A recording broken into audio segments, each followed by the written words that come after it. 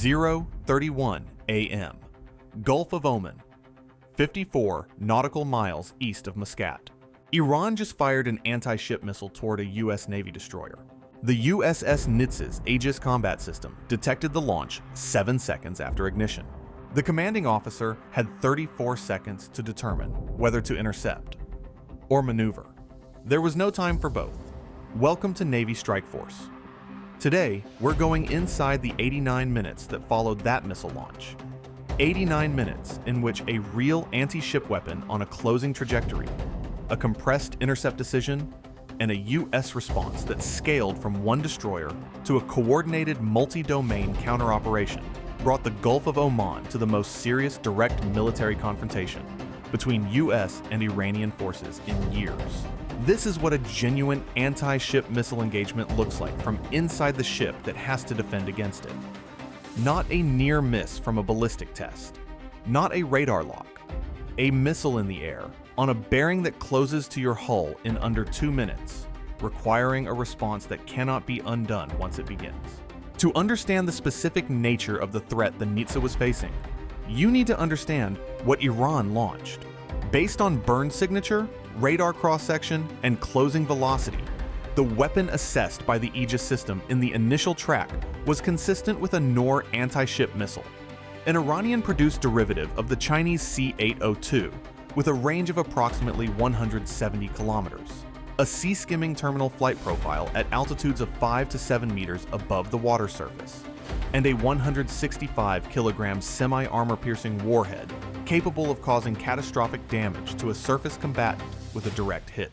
The Noor flies at approximately Mach 0.8 in its terminal phase.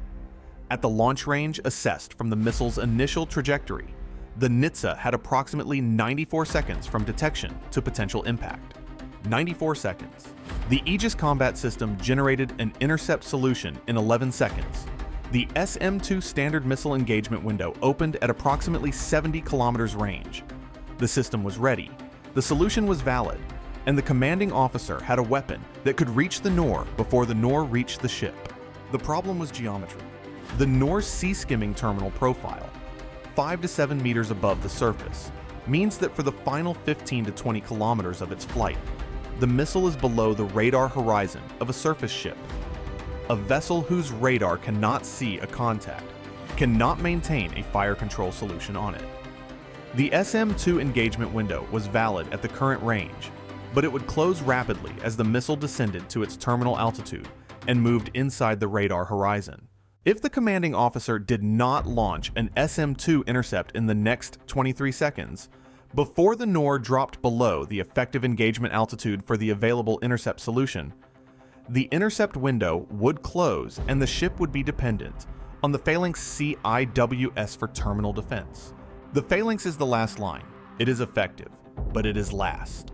At the same time, the Nitze's navigator was generating an emergency maneuver solution, a hard turn to present the ship's bow to the incoming missile, reducing the radar cross-section and potentially causing the Noor's terminal seeker to lose lock if the bow aspect signature was sufficiently different from the beam aspect signature the missile had been homing on.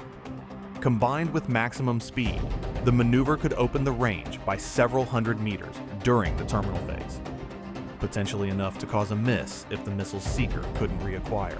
Both options, intercept and maneuver, were viable. Both required committing resources that could not be simultaneously applied to the other option. A ship that is turning hard at maximum speed is not in an optimal firing geometry for an SM-2 launch. A ship that is holding course and speed to maintain the firing solution is not gaining the maneuver distance that might cause a seeker failure. The commanding officer had 23 seconds. He chose to fire. At 0:31 a.m. and 34 seconds, the Nitze launched a single SM 2 Block 3B missile. The SM-2 leaves the vertical launch cell at approximately Mach 3.5. It climbed to acquisition altitude, received mid-course guidance update from the Aegis system, and began its terminal intercept approach toward the incoming Noor. At 0:32 a.m. and 18 seconds, 44 seconds after the Noor's launch was first detected, the SM-2 intercepted the Noor at a range of approximately 24 kilometers from the Nitze's position. The intercept was confirmed by the Aegis system's track picture. The Noor's radar return disappeared. No secondary contacts consistent with a warhead continuing on the original bearing were detected. The Noor was gone. The entire engagement, from first detection to intercept confirmation, had lasted 47 seconds. The crew of the Nitze had 47 seconds in which a weapon capable of sinking their ship was in the air on a closing bearing. During those 47 seconds, the commanding officer had made the critical decision. The combat systems team had executed a successful intercept, and 280 crew members had been at general quarters stations with full knowledge that their ship was under attack. 47 seconds. At 0:33 a.m., the Nitze transmitted a flash report to 5th Fleet. Content: anti-ship missile attack. Noor class. Single weapon. Intercept successful. No damage. No casualties. Estimated launch point: Iranian coastal area northwest of Jask. 5th Fleet had the report at 0:35 a.m. The National Military Command Center had it at 0:38 a.m. And now the question that always follows a successful missile defense became the question that shaped the next 86 minutes.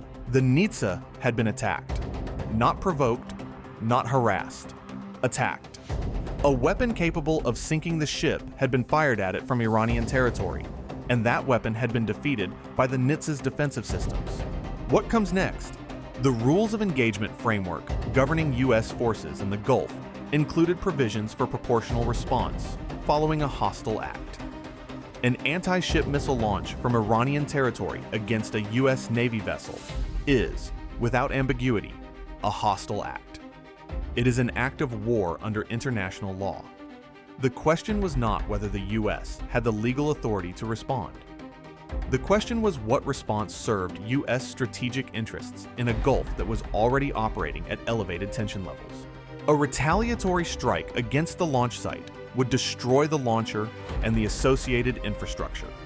It would also be the first direct U.S. military strike on Iranian soil in years. An action with geopolitical consequences extending far beyond the Gulf, potentially triggering Iranian responses against U.S. assets in Iraq, Syria, and the broader region, and requiring a level of political authorization that takes time to generate even in a crisis. A non-kinetic response, diplomatic protest, sanctions escalation, increased naval presence, would demonstrate restraint, but could be characterized by Iran as evidence that firing at a U.S. warship does not produce consequences severe enough to constitute a deterrent. At 0:41 a.m., 5th Fleet issued an initial response order to the Nitze and to all other surface combatants in the Gulf of Oman and Persian Gulf. The order had two components. Component 1, immediate defensive repositioning. All surface combatants were to alter course away from previously held patrol tracks and re-establish positions that were not geometrically consistent with their prior reported locations. The Nitze had been attacked because someone knew where it was. Every ship in the region needed to move to a location that the same intelligence source could not have predicted. Component 2, strike positioning. 2 EA-18G Growlers and 4 FA-18E Super Hornets were to be launched immediately from the carrier and positioned in a holding orbit 60 nautical miles from the assessed launch site. Not on an attack vector, in a holding orbit, visible to Iranian radar. Present. The Super Hornets were airborne at 0:49 a.m. The Growlers followed at 0:52 a.m. At 0:58 a.m., a second contact was detected. Not a missile, a mobile launcher vehicle, consistent with the Noor's ground-based launch platform, moving along a coastal road northeast of the original launch site. The P-8A Poseidon operating in the area had acquired the vehicle on its sensor suite and was transmitting its position in real time. The launcher was moving, not retreating inland, moving northeast along the coast, toward a secondary position that intelligence databases had previously identified as a prepared launcher emplacement. It was preparing to fire again, The targeting picture was now clean. The vehicle was identified, localized to within 200 meters, and moving at a speed that would place it at the secondary emplacement in approximately 14 minutes. The Super Hornets in their holding orbit were 9 minutes from weapons release on the identified vehicle. The geometry was favorable. The intelligence was current. The strike authorization request was transmitted at 1:02 a.m. Now consider what the authorization chain was processing at 1:02 a.m. A U.S. Navy destroyer had been attacked. The attacker's launcher had been identified and was moving to a position to fire again.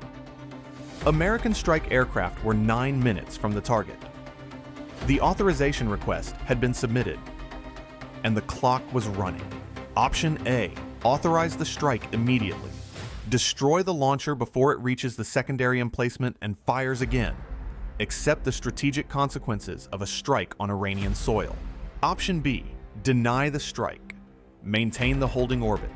Accept the risk of a second launch. Avoid the escalation of a strike on Iranian territory. Option C, authorize a warning strike on the road in front of the moving vehicle. Not the vehicle itself, but the road surface ahead of it. Using a precision munition to demonstrate both the capability and the intent to destroy the launcher without actually destroying it, providing Iran with a final moment to halt the vehicle before the next authorization request. What would you authorize? Comment A, B, or C below. Because the decision came back at 1:09 a.m., 7 minutes after the request was submitted. Denied. No strike authorized at this time. The vehicle reached the secondary emplacement at 1:16 a.m. The P-8A's sensors confirmed the vehicle had stopped and was transitioning to a static firing configuration.